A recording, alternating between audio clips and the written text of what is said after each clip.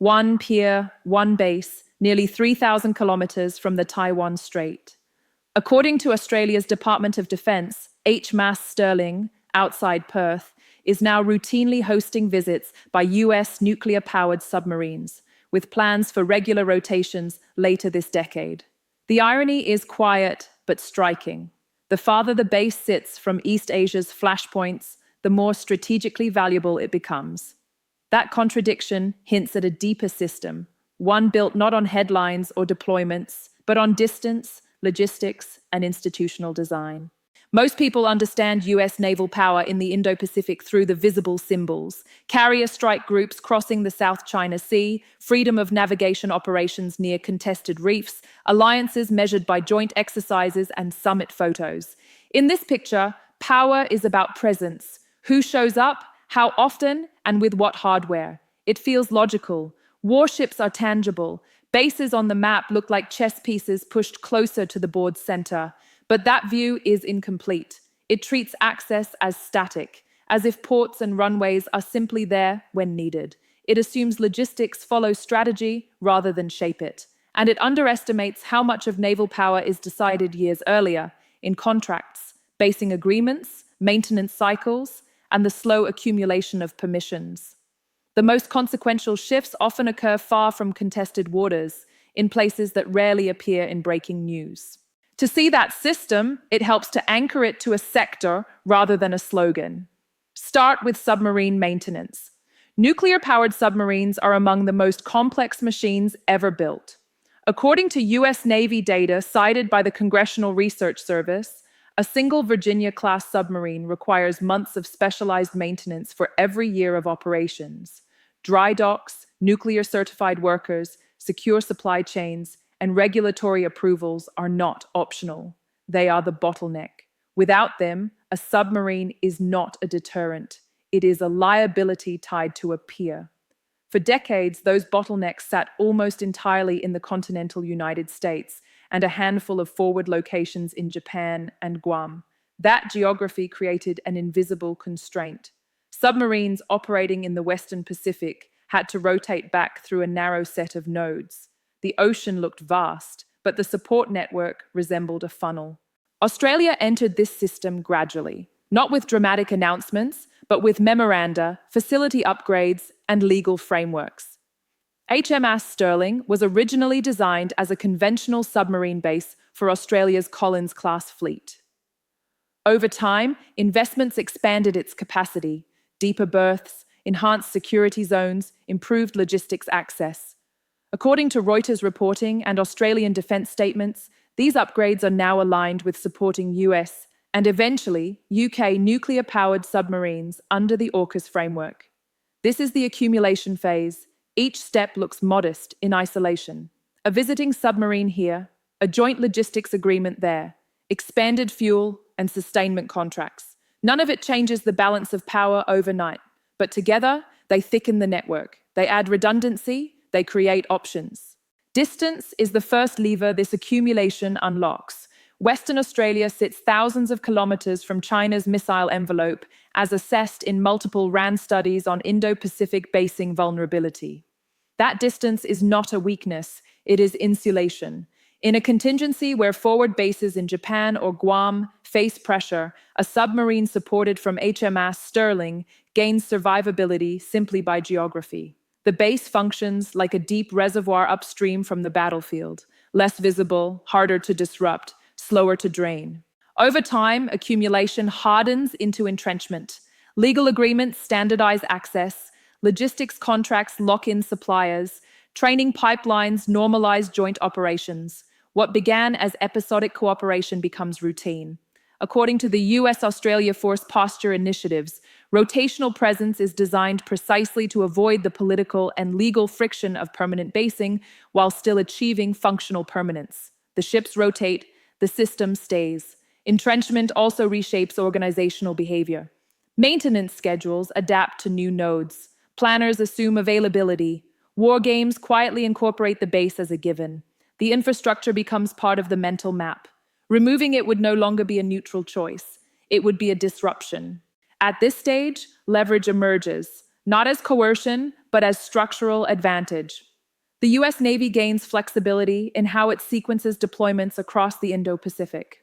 Australia gains a deeper role in the region's most sensitive undersea missions without fielding its own nuclear submarines for years. According to the Australian National Audit Office, the economic spillovers, from construction to specialised labour, also embed local stakeholders into the system, further raising the cost of reversal. The metaphor here is not a fortress, but a logistics artery. Power flows along it quietly. The artery does not fire missiles. It sustains the body that does. This pattern is not unique. During the Cold War, the US quietly expanded access to facilities in Diego Garcia. At the time, it was described as a communications site. Over decades, according to declassified US government documents and analyses by the Council on Foreign Relations, it became a critical logistics hub for operations across the Indian Ocean and Middle East. The same accumulation, entrenchment, and leverage unfolded, largely outside public attention. Commercial shipping offers a parallel. The world's trade depends on a handful of ports and choke points. According to IMF data, disruptions at just a few maritime nodes can ripple through global supply chains. Control does not require ownership of the seas, only reliable access to the right nodes at the right times. In the Indo-Pacific today, forward basing in Australia reflects that same structural logic. It spreads risk, it dilutes concentration, it creates a network rather than a line, and networks are harder to break than spear tips. The quiet consequences appear years later. Policy options narrow. Once logistics architectures are built, strategies conform to them. A navy optimized around distant, resilient bases behaves differently from one tied to a few exposed hubs. According to Brookings' analyses on force posture, this can temper escalation not by intention, but by design, favoring endurance over immediacy, sustainability over spectacle. There is also a strategic irony. Australia's distance from East Asia increases its centrality in an East Asian contingency. Meanwhile, the more the US relies on Australian infrastructure, the more Australian policy becomes structurally entangled with Indo-Pacific naval outcomes, even as official rhetoric emphasizes sovereignty and choice. Dependence cuts both ways, but asymmetrically. Changing such a system is difficult. Infrastructure cannot be wished away. Contracts have timelines. Skills take years to train. According to World Bank studies on large-scale infrastructure, sunk costs create inertia that outlasts governments and crises alike. The base remains relevant not because of today's headlines, but because of yesterday's decisions. As the decade unfolds, unanswered questions linger. How many nodes are enough before redundancy becomes inefficiency? At what point does dispersion dilute coordination? And how does a system designed for survivability shape the kinds of risks leaders are willing or unwilling to take? HMS Sterling will not dominate news cycles. Submarines will arrive and depart mostly unnoticed. Yet beneath the surface, an architecture is settling into place, not a declaration of intent, but a quiet rearrangement of options. Power in this system is not projected forward so much as pre-positioned in advance, embedded in concrete, contracts, and distance, waiting patiently for the moment when it matters. The architecture built around HMS Sterling is not static. Its value becomes clear only when measured against potential crises, the kind that rarely appear on news feeds but shape naval behavior for decades. Distance, logistics, and redundancy do more than protect assets. They reshape decision-making itself. A submarine that can rotate through Sterling without exposing itself to the first salvo of a missile strike is not merely safer. It allows commanders to sequence deployments differently, to project power in ways that would have been impossible if nodes were concentrated near contested waters. From Beijing's perspective, this growing US-Australian network is a signal and a challenge. Satellite imagery, open source reports, and academic studies all point to a pattern. The farther a base sits from the theater, the more it complicates targeting calculations. Chinese planners do not dismiss it. They model contingencies where submarines emerge from HMS Sterling to interdict shipping in the South China Sea or to shadow carrier strike groups. The base is a multiplier, a force amplifier hidden behind thousands of kilometers of ocean. But strategic advantage is never one-sided. As US forces entrench, China adapts, quietly layering its own system of redundancy and denial. Anti-access area denial networks, long-range missiles, and submarines concealed in the South and East China Seas form a mirror architecture. Beijing does not confront the US directly. It forces every movement to account for risk, time, and vulnerability. In that sense, every pier built in Australia, every logistics contract signed, triggers an invisible negotiation of options. The game is not about who has more ships, but whose architecture best preserves choices when the first shot falls. The interplay between accumulation and entrenchment emerges again. US planners have learned that adding new nodes is slow and expensive. Maintenance hubs, trained nuclear-certified staff, and secure supply chains cannot be conjured overnight. Sterling took years to mature from a conventional submarine base into a node capable of hosting US nuclear submarines. Each legal agreement, each construction milestone, each multi-year training pipeline locks in expectations. In China's calculations, these pipelines are visible but not easily disrupted, providing both warning and incentive for countermeasures that stop short of escalation.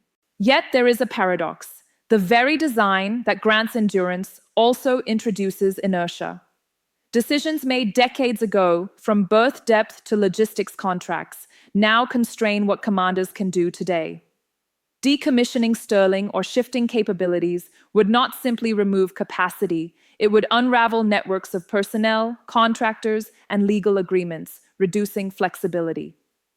In strategic terms, power is embedded not just in steel and nuclear fuel, but in human habits, institutional memory, and sunk costs. This inertia also shapes escalation calculus. The US can now contemplate forward operations that would have been politically or operationally impossible 20 years ago, but only because the architecture reduces immediate risk. Commanders can rotate submarines through the base, preposition supplies, and conduct maintenance cycles without visibly signaling intent. Yet, the moment a crisis arises, adversaries understand that striking the wrong node could cascade through the system. Risk is magnified not by the presence of platforms alone, but by the interdependencies built into the architecture.